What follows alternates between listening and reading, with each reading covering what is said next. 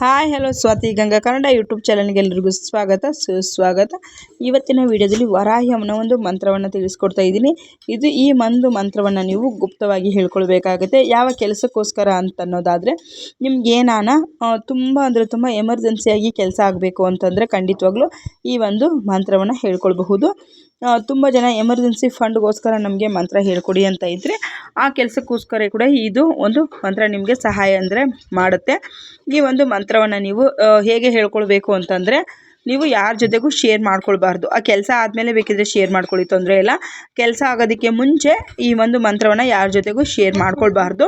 ಈ ಒಂದು ಮಂತ್ರವನ್ನು ನೀವು ಗುಪ್ತವಾಗಿ ಹೇಳ್ಕೊಳ್ಬೇಕಾಗತ್ತೆ.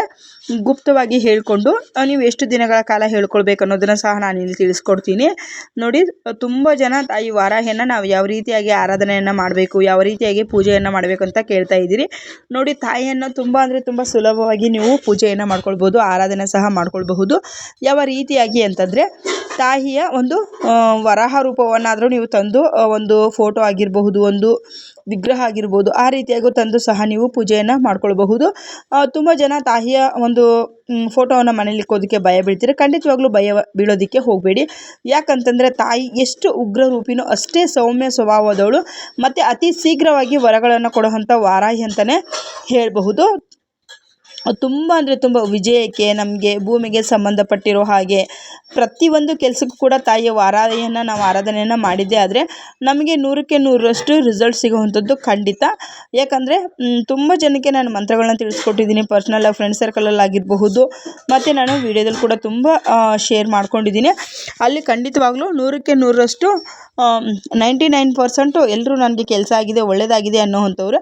ಆದರೆ ಖಂಡಿತವಾಗ್ಲೂ ನಂಬಿಕೆ ಇರಬೇಕು, ಅಪನಂಬಿಕೆ ಇರಬಾರ್ದು. ಇವ್ರು ಏನೋ ಒಂದು ಮಂತ್ರ ಹೇಳಿದ್ದಾರೆ, ನಾನು ಇದನ್ನು ಹೇಳಬೇಕು, ಹೌದಾ ಆಗುತ್ತಾ ಆಗಲ್ವಾ, ಇವ್ರು ಹೇಳಿದ್ದು ಆಗ್ಬಿಡುತ್ತಾ, ಈ ಥರ ಖಂಡಿತವಾಗ್ಲೂ ಇಟ್ಕೊಳ್ಬೇಡಿ. ಮನಸ್ಸಿನಲ್ಲಿ ನಿಮ್ಮ ಒಂದು ಮನಸ್ಸಿದ್ರೆ ಮಾರ್ಗ ಅಂತಾರಲ್ವ ಸ್ನೇಹಿತರೆ, ಆ ರೀತಿಯಾಗಿ ನಿಮ್ಮ ಒಂದು ಮನಸ್ಸಿನಲ್ಲಿ ಏನೇ ಒಂದು ಕೋರಿಕೆ ಇರಲಿ, ಅದನ್ನು ನಾವೊಂದು ಹಾಸ್ಪಿಟ್ಲಿಗೆ ಹೋದ್ರೇ ಸಹ ನಮಗೆ ವಾರದ್ದು 15 ದಿನದ್ದು ಟ್ಯಾಬ್ಲೆಟ್ಗಳನ್ನ ಕೊಡ್ತಾರೆ. ಹಾಗಾಗಿ ದೇವರ ವಿಷಯದಲ್ಲಿ ನಾವು ತುಂಬ ಪರೀಕ್ಷೆಯನ್ನು ಮಾಡೋದಕ್ಕೆ ಹೋಗಬಾರ್ದು. ಯಾಕಂತಂದರೆ ದೇವ್ರನ್ನ ನಾವು ನಂಬಬೇಕು, ನಂಬಿದ್ರೆ ಮಾತ್ರ ನಮಗೆ ಅದರಿಂದ ಪ್ರತಿಫಲ ಅನ್ನೋವಂಥದ್ದು ಸಿಗೋವಂಥದ್ದು.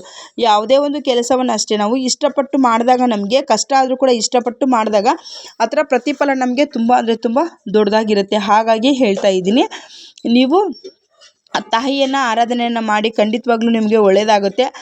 ಇಲ್ಲ ನಮಗೆ ವಿಗ್ರಹ ಇಟ್ಕೊಳ್ಳೋದಕ್ಕಾಗೋದಿಲ್ಲ, ಫೋಟೋ ಇಟ್ಕೊಳೋದಕ್ಕಾಗೋದಿಲ್ಲ ಅನ್ನೋವಂಥವ್ರು ಸರಳವಾಗಿ ನಿಮ್ಮ ಮನೆಯಲ್ಲಿ ದೀಪ ಇರುತ್ತಲ್ವ, ಕಾಮಾಕ್ಷಿ ದೀಪ ಆಗಿರ್ಬೋದು, ಅಷ್ಟಲಕ್ಷ್ಮಿ ದೀಪ ಆಗಿರ್ಬೋದು, ನಾನು ನೋಡಿ ಈ ರೀತಿಯಾಗಿ ದೀಪಕ್ಕೆ ನಾನು ಅಲಂಕಾರವನ್ನು ಮಾಡಿಕೊಂಡು ಪೂಜೆಯನ್ನು ಮಾಡುವಂಥದ್ದು. ಮಂಗಳವಾರ, ಶುಕ್ರವಾರ, ಅಷ್ಟಮಿ, ಪಂಚಮಿ, ಅಮಾವಾಸ್ಯೆ, ಪೌರ್ಣಮಿಗೆ ಈ ರೀತಿಯಾಗಿ ನಾನು ಇದೇ ನೋಡಿ, ಇದು ನಂದು ಅಷ್ಟಲಕ್ಷ್ಮಿ ದೀಪ ಅಲ್ಲ, ಇದು ಗಜಲಕ್ಷ್ಮಿ ದೀಪ ಅಂತೇಳಿ ಆ ಕಡೆ ಈ ಕಡೆಗೆ ಆಣೆ ಇದೆ, ಸೆಂಟ್ರಲ್ಲಿ ಲಕ್ಷ್ಮೀ ಅಮ್ಮನವರು ಕೂತಿದ್ದಾರೆ. ಈ ರೀತಿಯಾಗಿ ನನ್ನ ದೀಪ ಇರೋವಂಥದ್ದು. ನಾನು ಇದಕ್ಕೇ ತುಂಬ ದಿನದಿಂದ ನಾನು ಇದಕ್ಕೇ ಪೂಜೆಯನ್ನು ಮಾಡೋವಂಥದ್ದು. ವಾರಾಹಿಯನ್ನು ಆಹ್ವಾನೆಯನ್ನು ಮಾಡಿ ನೀವು ಕೆಂಪು ಬತ್ತಿ ಸಹ ಹಾಕ್ಕೊಳ್ಬಹುದು. ನಾನಿಲ್ಲಿ ನಾರ್ಮಲ್ ಆಗಿರೋ ಬತ್ತಿನ ಹಾಕ್ಕೊಂಡಿರ್ತೀನಿ. ನಾನು ತುಪ್ಪನೂ ಹಾಕ್ಕೊಂಡಿರ್ತೀನಿ ಟೈಮ್. ಇಲ್ಲ ಅಂತಂದರೆ ನಾನು ಮನೆಯಲ್ಲಿ ಬಳಸೋವಂಥ ಎಣ್ಣೆನೇ, ಕೊಬ್ಬರಿ ಎಣ್ಣೆ ಸಹ ನಾನು ಬಳಸೋವಂಥದ್ದು. ಇಲ್ಲ ಅಂತಂದರೆ ದೀಪ ಆಯಿಲ್ ಬರುತ್ತಲ್ವ, ಅದನ್ನು ಸಹ ನಾನು ಯೂಸ್ ಮಾಡ್ಕೊಳ್ತೀನಿ. ಇದು ತುಂಬ ಅಂದರೆ ತುಂಬ, ಇದೇನು ನೋಡ್ತಾ ಇದ್ರು ನಂದಿದು ಮಂಗಳವಾರದ ಪೂಜೆ ಆಗಿರುತ್ತೆ.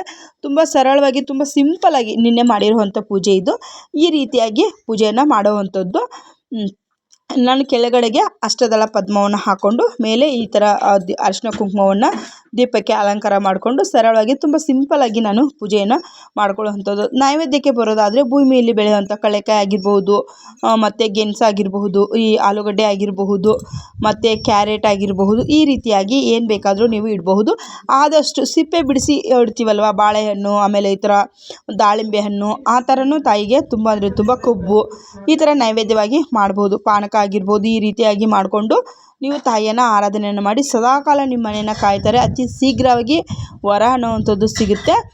ಗುಪ್ತ ನವರಾತ್ರಿ ಟೈಮಲ್ಲೂ ಸಹ ನಾನು ನಿಮಗೆ ಅದಕ್ಕೆ ಪ್ರತ್ಯೇಕವಾಗಿ ವಿಡಿಯೋನ ಮಾಡಿ ತಿಳಿಸ್ಕೊಡ್ತೀನಿ. ಸದ್ಯಕ್ಕೆ ಇವಾಗ ಇಷ್ಟು ಸರಳವಾಗಿ ನೀವು ಮಾಡ್ಕೊಳ್ಬಹುದು. ಮಂಗಳವಾರ, ಶುಕ್ರವಾರದೊತ್ತು ಕಾಮಾಕ್ಷಿ ದೀಪಕ್ಕೆ ನೀವು ಪೂಜೆಯನ್ನು ಮಾಡಿಕೊಂಡು ಅದರಲ್ಲಿ ವಾರಾಹಿ ಅಮ್ಮನ ಆಹ್ವಾನೆಯನ್ನು ಮಾಡ್ಕೊಳ್ಳಿ. ತುಂಬ ಅಂದರೆ ತುಂಬ ಒಳ್ಳೆಯದಾಗುವಂಥದ್ದು. ನಿಮ್ಮ ಮನೆಯಲ್ಲಿ ನೆಮ್ಮದಿ, ಶಾಂತಿ ಸದಾಕಾಲ ನೆಲೆಸಿರುತ್ತೆ ಅಂತಲೇ ಹೇಳಬಹುದು. ಇವತ್ತಿನ ಮಂತ್ರ ನೀವು ಗುಪ್ತವಾಗಿ ಹೇಳ್ಕೊಳ್ಬೇಕಾಗುತ್ತೆ. ರಾತ್ರಿ ಮಲಗೋದಕ್ಕೆ ಮುನ್ನ ಹೇಳಿದ್ರೆ ಸಾಕಾಗುತ್ತೆ. ಇದಕ್ಕೆ ಸ್ನಾನ ಬೇಡ, ಪೂಜೆ ಬೇಡ. ಬನ್ನಿ ಇವಾಗ ಮಂತ್ರ ಹೇಳ್ತೀನಿ.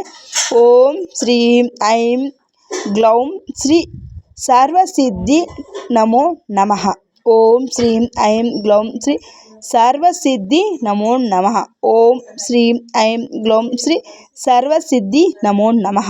ಈ ಒಂದು ಬೀಜಾಕ್ಷರಿಯ ಮಂತ್ರವನ್ನು ನೀವು ವಾರಾಹಿಯನ್ನು ಪ್ರಾರ್ಥನೆಯನ್ನು ಮಾಡ್ಕೊಳ್ಳಿ. ನಿಮ್ದು ಏನಿದೆ ಕೋರಿಕೆ ಏನು ಬೇಕಾದರೂ ಇರ್ಬೋದು ಸ್ನೇಹಿತರೆ.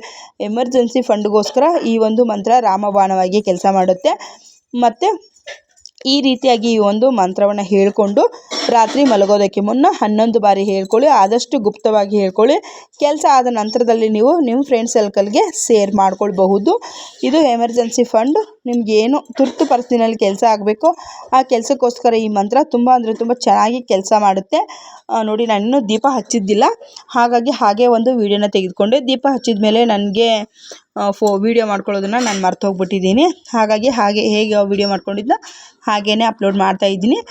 ಇದೇ ರೀತಿಯಾಗಿ ನೀವು ವಾರಾಹ್ಯಮ್ಮನ ಫೋಟೋ ಕೂಡ ಇಟ್ಕೊಳ್ಬಹುದು. ತಾಯಿಗೆ ಕೆಂಪು ಬಣ್ಣದ ಹೂವು ಅಂದರೆ ತುಂಬ ಪ್ರಿಯವಾಗಿರುವಂಥದ್ದು.